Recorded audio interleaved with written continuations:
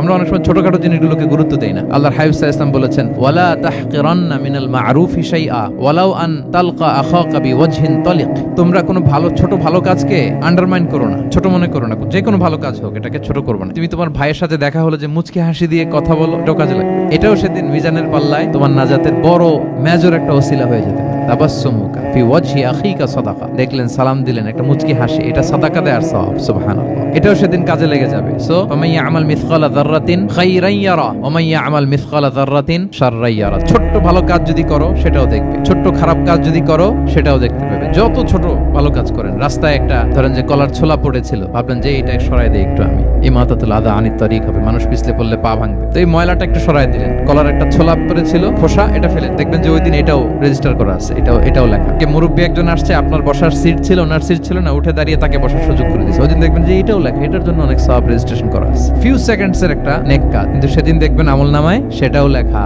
কারো ব্যাপারে, এর ব্যাপারে ওর কাছে যে কান ভারী করছেন, ফেসবুকে একটা বাজে কমেন্ট করে দিয়েছেন, দেখার কেউ নাই, ধরার কেউ নাই, দিলাম একটা গালি, দেখবেন যে ওই দিন সব একেবারে ক্ষুদ্র থেকে ক্ষুদ্রতর অনুপরিমাণ খারাপ কাজ, ভালো কাজ আল্লাহ সুবহানাহু ওয়া তাআলা তিনি সেদিন আমলনামায় সব তুলে রাখবেন।